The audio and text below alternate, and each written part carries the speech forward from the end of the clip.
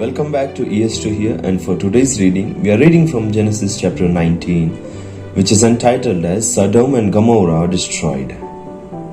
The two angels arrived at Sodom in the evening, and Lot was sitting in the gateway of the city. When he saw them, he got up to meet them and bowed down with his face to the ground. "My lords," he said, "please turn aside to your servant's house. You can wash your feet and spend the night and then go on your way early in the morning." "No," they answered, "we'll spend the night in the square." But he insisted so strongly that they did go with him and entered his house. He prepared a meal for them, baking bread without yeast, and they ate. Before they had gone to bed, all the men from every part of the city in Sodom, both young and old, surrounded the house. They called to Lot, "Where are the men who came to you tonight? Bring them out to us so that we can have sex with them." Lot went outside to meet them and shut the door behind him and said, "No, my friends, don't do this wicked thing. Look, I have two daughters who have never slept with a man. Let me bring them out to you, and you can do what you like with them. But don't do anything to these men, for they have come under the protection of my roof." "Get out of your way," they replied, and they said, "This fellow came here as an alien, and now he wants to play the judge. We'll treat you worse than them." They kept bringing pressure on Lot and moved forward to break down the door. But the men inside reached out and pulled Lot back into the house and shut the door. Then they struck the men who were at the door of the house, young and old, with blindness, so they could not find the door. The two men said to Lot, "Do you have anyone else here? Sons-in-law, sons or daughters, or anyone else in this city who belongs to you? Get them out of here, because we are going to destroy this place. The outcry to the Lord against his people is so great that he has sent us to destroy it." So Lot went out and spoke to his sons-in-law, who were pledged to marry his daughters. He said, "Hurry and get out of this place, because the Lord is about to destroy this city." But his sons-in-law thought he was joking. With the coming of dawn, the angels urged Lot and said, "Hurry, take your wife and your two daughters who are here, or you will be swept away when the city is punished." When he hesitated, the men grasped his hand and the hands of his wife and his two daughters and led them safely out of the city, for the Lord was merciful to them. As soon as they had brought them out, one of them said, "Flee for your lives, don't look back and don't stop anywhere in the plain.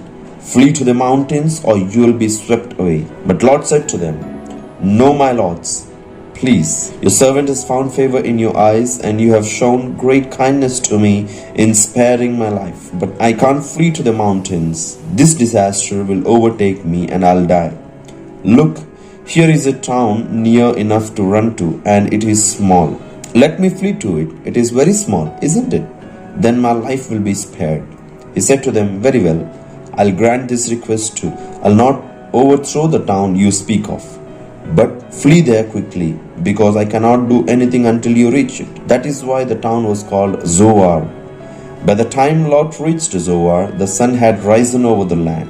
Then the Lord rained down burning sulfur on Sodom and Gomorrah from the Lord out of the heavens. Thus he overthrew those cities and the entire plain, including all those living in the cities and also the vegetation in the land.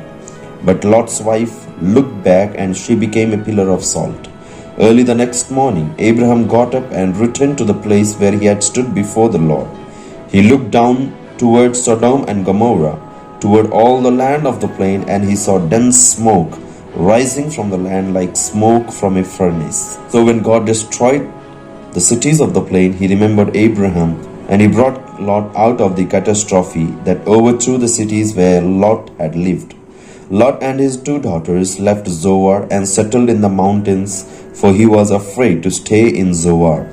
He and his daughters lived in a cave. One day, the older daughter said to the younger, "Our father is old, and there is no man around here to lie with us, as is the custom all over the earth. Let's get our father to drink wine and then lie with him, and preserve our family line through our father." That night they got their father to drink wine, and the older daughter went in and lay with him. he was not aware of it when she lay down or when she got up. The next day the older daughter said to the younger, "Last night I lay with my father. Let's get him to drink wine again tonight, and you go in and lie with him, so we can preserve our family line through our father." So they got their father to drink wine that night also, and the younger daughter went in and lay with him. Again he was not aware of it when she lay down or when she got up. So both of Lot's daughters became pregnant by their father. The older daughter had a son, and she named him Moab.